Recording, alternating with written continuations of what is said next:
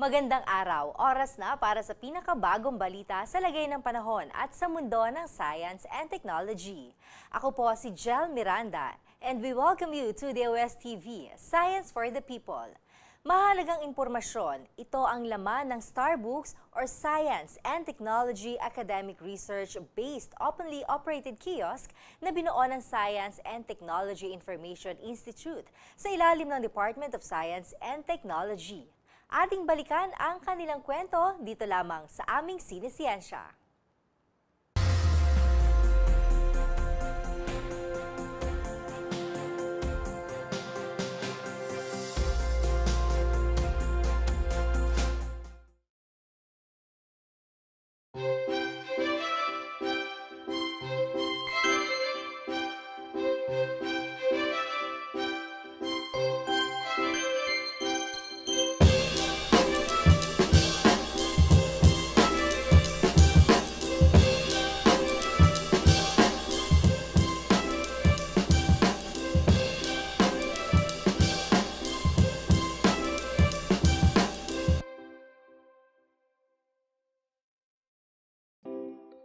Okay, Starbucks is a response to a problem. The problem is the inability of the challenges, barriers to the distribution, dissemination of science and technology information to the sectors that need them most. We're talking of the marginal sector, we're talking of schools that are really off the internet grid, we're talking of tertiary systems, tertiary education systems that don't even possess the rudimentary science and technology references. So we have digitized copies of the originals from when since the early 1900s, when the first Philippine Journal of Science was published. So, but added to that, we were able to soup up our inventory by really searching the World Wide Web for royalty-free, useful, relevant, and appropriate content for our clients. So that is also very, very important since content is king, and you are actually also competing with the content that's being provided by other commercial providers. So we have to always updating our content. So right now also, Starbucks, I believe, has benefited from the many resources from not only from the collection of the Science and Technology Information Institute, but also from the collection of different government and different agencies under the Department of Science and Technology, like the ITDI and the PICARD and other agencies. And recently, the entire collection of the technology resource, the former technology resource center composed of multimedia materials for livelihood and enterprise is now also included. So there's always something for everyone in the Starbucks.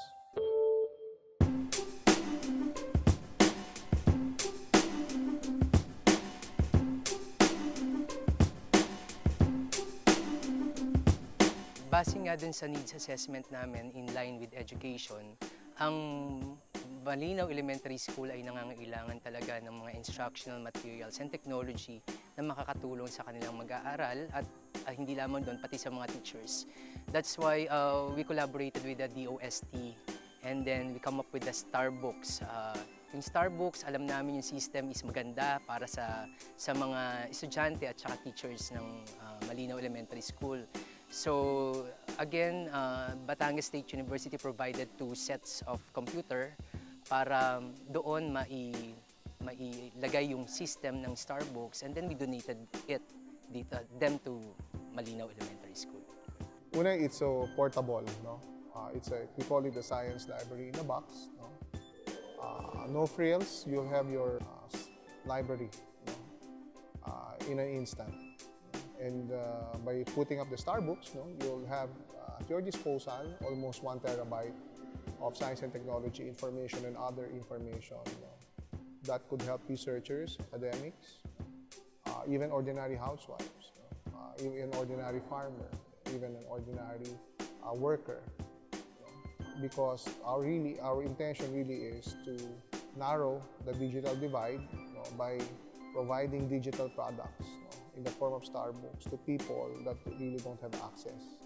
Dahil nga sa malayo itong palakpak at medyo para sa akin ay delikado ang paglalakad, isa pa'y may ilog na tinatawid, delikado pag umuulat bumabaha, dinadala ko na sa bayan ko na sila pinapapasok pag high school. When you have a Starbucks, no, you have again a repository of veritable goldmine of information, no, right at your fingertips. So you don't need internet, no? It's self-contained, okay? It's so easy to maintain, it's so easy to update, no? It's really having your own functioning library, no, without the humongous expenses, no, or cost, no, to it, no, added to it. So it's really a very cost-efficient way of obtaining much-needed science and technology information.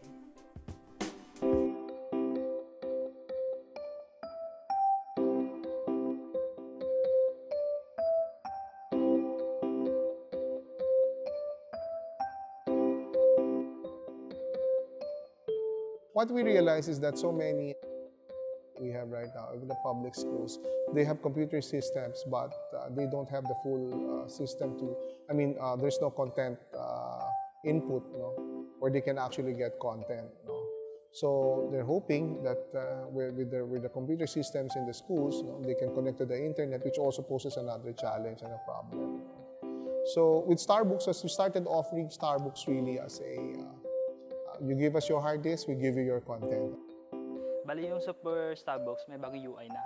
At saka bali nadagdagan yung mga videos. Dati kasi yung mga teaser niya hindi yun full video. Ngayon, bali kompleto na siya. May umabot ng 8 oras, 10 oras, ganun. 10 oras. Bali yung IP natin yung URL natin sa Starbucks na nandito. Bali ko-communicate na siya dito sa server. Saka yun, pwede na siya at the same time, yung terminal na yun, pwede na maka-access sa Starbucks. Later on, they'll tell us, they told us what the features they would want, no? So we started also. But then again, when we started, it must be emphasized that we also very, very conscious about proprietary rights. And we're also very, very conscious about costs. No? But precisely the reason why we're able to pull off such an appropriate project is that we foresee already that the cost for memory and storage would become lower, as the years go by.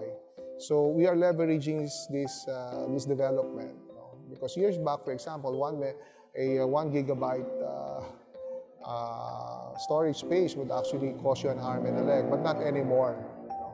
So we saw that now, again, with our digitized content, it would be far more faster. The velocity of disseminating, diffusing knowledge would be faster if we actually, again, make the information there for everyone to have. So that's really the key here. We really lowered the barrier for people to ask for Starbucks, in terms of the technical requirements, and even the proprietary or legal requirements. So it's really us pushing this product in a way where this will be very, very convenient for users.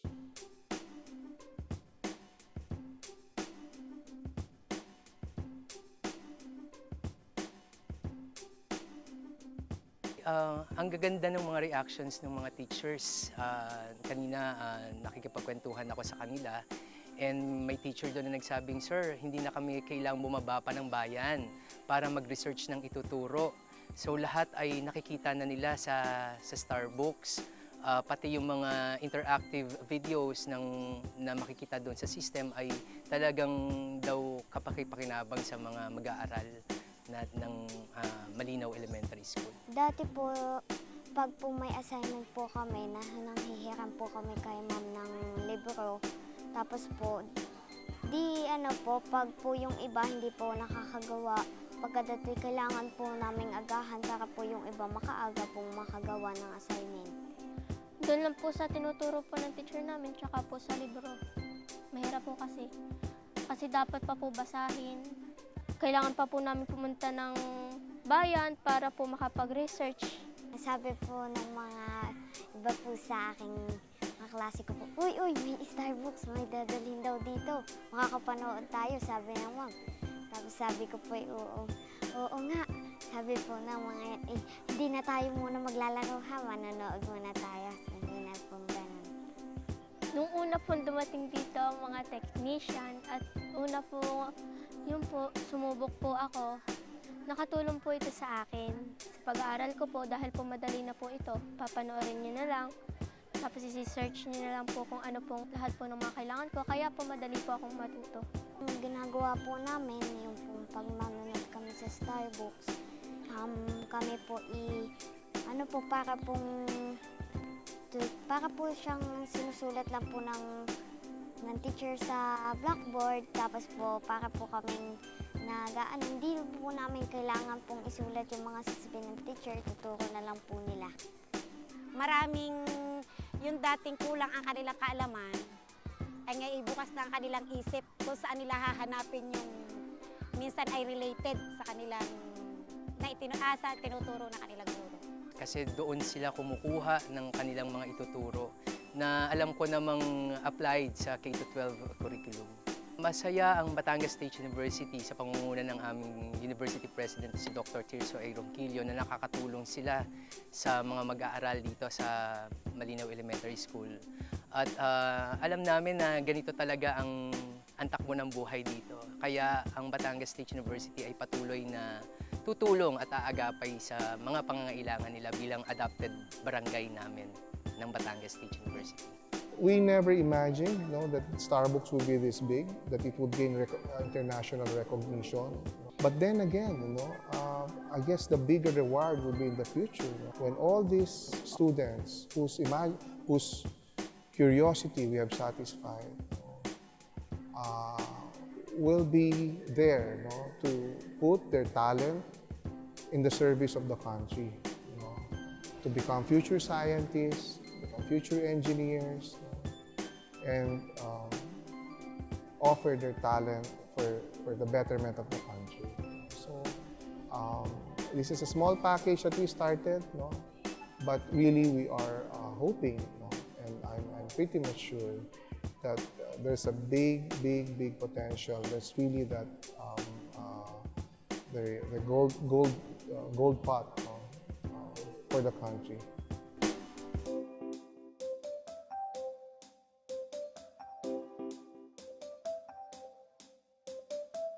Ang DOST ay talagang nakakatulong sa ating mga mag-aaral at ating mga teachers. Katulad nitong sa Malinaw nga. So, katulad ng Starbucks, ini-enhance nila yung science knowledge ng ating mga estudyante. So, sana sa DOST patuloy pa silang palawakin yung range ng natutulungan nila kagaya ng dito sa barangay na ito. At sana ay lalo pa silang lumago kasabay rin ng paglago ng mga eskwelahang kanilang natutulungan. Unang-una po, nagpapasalamat po kami sa DOST at sa tulong po nila, nabigyan kami ng computer at nga pong Starbucks na naging isa pong pakinabang sa aming mag-aaral dito sa paaralan ng Malinaw. At para naman po doon sa mga wala pa sa ibang paaralan, hinihimo ko po sila na sana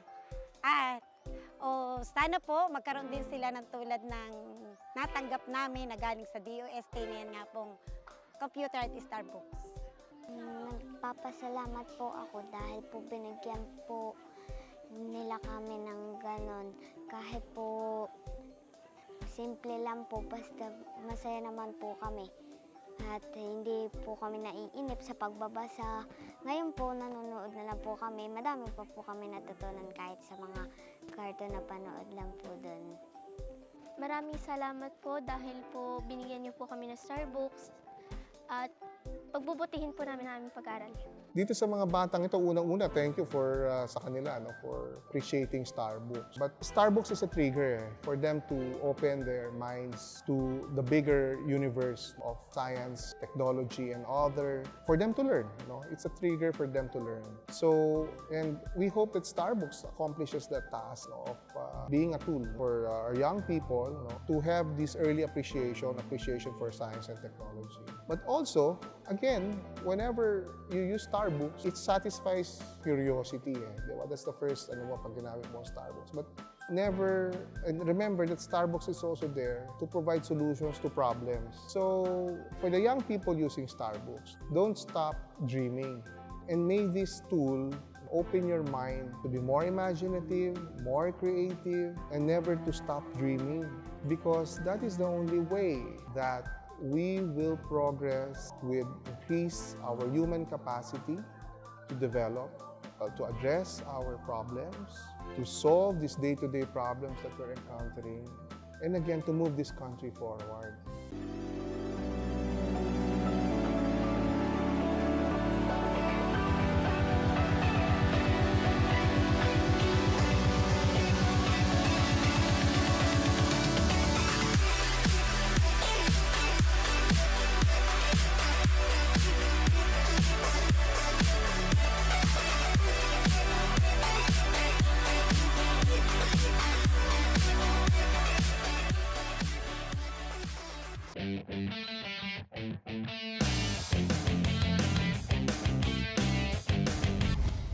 Nagbabalik po ang DOSTv Science for the People.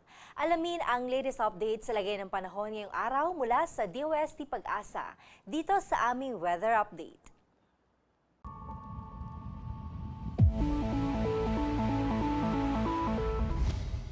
Magandang araw ho sa lahat ng ating mga kababayan. Patuloy pong minomonitor ng Pag-asa itong low pressure area na nananatiling nasa loob po ng ating area of responsibility. At according po sa ating huling analysis kanina, huling namataan ang sentro nitong LPA sa layo po ng 505 km silangan ng Hinatuan, Surigao del Sur. At ang nakikita po nating impact nitong nasabi kong weather disturbance ay ang mga pag-ulan o kalat-kalat na pag-ulang nararanasan ho sa silangang bahagi ho yan ng Mindanao. Samantala, maliban po dito sa weather disturbance na ito, ay may dalawang weather system din tayong prevailing at nakakaapekto sa malaking bahagi ho ng ating landmass. Una-una na nga ho dyan itong northeast monsoon o yung hanging amihan, dahilan ho kung bakit tayo nakakaranas pa rin ng malamig na panahon ngayon at maging mga isolated light rains. Samantala, yung tail end ng cold front naman o yung salubungan po ito ng hangin, northeasterly at easterly na hangin, ay nakakaapekto po ngayon sa silangang bahagi ho ng Visayas o particularly sa eastern Visayas, causing cloudy skies and scattered rain showers and thunderstorms na nasabi ko pong lugar. Maliban ho dito, sa labas po ng ating PAR, meron po tayong namatang isang low pressure area at patuloy po itong minomonitor ng Pag-asa dahil may posibilidad po itong mabuo bilang isang bagyo. Sa ngayon, ay kaninang 3 AM ay huling namataan ang sentro ho nitong si low pressure sa layong 2,490 km silangan huyan ng Mindanao. Kaya atin pong advice sa ating mga kababayan mag-antabay po sa mga updates na ipapalabas ng Pag-asa ukol po sa nasabing weather disturbance. Para naman sa pagtaya ng ating panahon, asahan po natin na sa Cagayan Valley Region, Cordillera, dito ho sa Central Zone, buong Bicol at maging sa mga lalawigan ng Quezon at Ilocos provinces ay inaasahan natin ang maulap na kalangitan na may kalat-kalat na pagulan at pagkidlat, pagkulog, dulot huyan ng hanging amihan. Samantala sa Metro Manila at nalalabing bahagi pa po ng Luzon ay isolated light rain so ang maaari nating maranasan for today. At para naman sa pagtaya ng ating temperatura dito po sa Luzon, pwede pong umabot hanggang sa 26 degrees Celsius ang ating maximum temperature sa Tugigaraw and then 28 degrees Celsius pa rin ho sa Legazpi City. Medyo mas mababa po ito dahil nga po sa mga ine-expect nating pag-ulan doon sa Kabikulan. And then sa Tagaytay, 25 degrees Celsius habang 29 degrees Celsius naman po dito sa Kamaynilaan at 23 degrees Celsius ho sa Baguio City. Dumako naman ho tayo sa Kabisayaan katulad nga ng nabanggit ko dito sa Eastern Visayas, makaranas pa rin ng maulap na kalangitan na may kalat-kalat na pagulan at pagkidlat pagkulog dahil huyan sa tail end ng cold front. Samantala sa Central and Western Visayas ay inaasahan din natin ng isolated light rains dahil po sa hanging amihan. At para ho sa pagtaya ng ating temperatura dito po sa Tacloban, pwede pa rin umabot hanggang sa 28 degrees Celsius ang ating maximum temperature doon, habang 30 degrees Celsius sa Metro Cebu at 29 degrees Celsius sa Iloilo City. Sa Mindanao naman, tanging Caraga region ho ang inaasahan natin magiging maulap na may mga kalat-kalat na pagulan at pagkidlat, pagkulog. But for the rest of Mindanao, ay generally fair weather ho tayo for today, maliban na lamang sa mga localized thunderstorms, lalong-lalo na ho sa hapon at gabi. Para naman sa pagtaya ng ating temperatura dito sa Cagayan de Oro, pwede pong umabot hanggang sa 30 degrees Celsius ang ating maximum temperature doon, habang sa 32 degrees Celsius dito po sa Davao City at 33 degrees Celsius naman ho sa Zamboanga City. Paalala pa rin natin sa ating mga kababayang mangingisda, nakataas pa rin ho ang ating gale warning dito sa mga baybaying dagat, particularly sa buong baybaying dagat ho ng Northern Luzon at sa Eastern Seaboard ng Central Luzon, Eastern Seaboard ng Southern Luzon at maging Eastern Seaboard ng Kabisayaan. Kahit sa mga nabanggit nating lugar, hindi pa rin ho pinapayagan ng Philippine Coast Guard na pumalaot ang maliliit na sasakyang pandagat dahil inaasahan pa rin natin magiging maalon hanggang sa napakaalon ho ng ating karagatan doon dahil nga po yan sa pagbugso nitong hanging amihan. Para naman sa ating weather outlook in the next 3 days dito sa Metro Manila, inaasahan po natin na bukas hanggang sa araw po yan ng weekend ay magiging bahagyang maulap hanggang sa maulap pa rin ang ating kalangitan na may isolated light rains dahil pa rin yan sa prevailing na hanging amihan. At para sa pagtaya ng ating temperatura, from 23 to 30 degrees Celsius so ang inaasahan natin magiging agwat ng temperatura natin simula bukas hanggang Saturday, and then 23 to 29 degrees Celsius naman po sa araw ng Linggo. Sa Baguio City naman, nananatiling mababa po ang ating maximum temperature, 23 degrees Celsius po, at ang ating minimum temperature ay 13 degrees Celsius. 14 to 24 naman ho ang inaasahan natin for Saturday, and then 15 to 24 degrees Celsius ho sa araw yan ng Linggo. Para bukas, inaasahan pa rin natin na maulap pa rin ho doon sa Baguio City na may mga pagkalat-kalat na pagulan dahil pa rin sa hanging amihan, and then pagdating po ng weekend, inaasahan po natin ang isolated light rains na lamang. Sa Legazpi City naman, para sa ating special weather forecast, katulad nga ng nabanggit ko, sa araw na ito ay maulap po doon na may mga kalat-kalat na pag-ulan at inaasahan po natin magpapatuloy ito hanggang bukas at maaari rin po hanggang sa weekend. Kaya paalala po natin sa ating mga kababayan doon sa Kabikulan ang iba yung pag-iingat. Samantala, 24 to 28 degrees Celsius ang tinatayang magiging agwat ho ng temperatura bukas sa Legazpi City, 25 to 28 naman sa araw ho ng Sabado, and then 25 to 29 degrees Celsius po sa Linggo.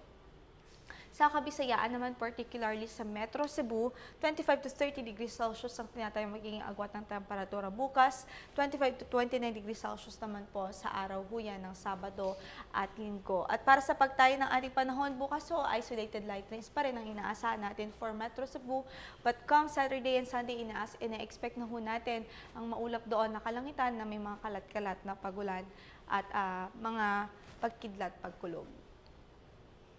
Samantala sa Metro Davao, bukas o hanggang sa Sabado ay isolated pa rin o generally fair weather na po dito ang mararanasang panahon, isolated rain showers or thunderstorms lamang ang maaari pong ang maaari pong maranasan sa dakong hapon at gabi. Pagdating naman ng Sunday, maulap po tayo na may mga kalat-kalat na pag-ulan at pagkidlat, pagkulog. At para sa pagtaya ng temperatura dito ho sa Metro Davao, 25 to 32 degrees Celsius ang inaasahan nating agwat ho ng ating temperature for tomorrow and for Saturday. Pagdating naman ho ng Sunday is 25 to 31 degrees Celsius. Ang sunrise po natin kanina is 6:23 in the morning at inaasahan nating lulubog ang araw mamaya sa ganap na 5:58 ho ng hapon. Ito po si Lori Din de la Cruz ng Pag-asa. Magandang araw. DOSTv would like to thank Filipino Creazione de Mano Incorporated.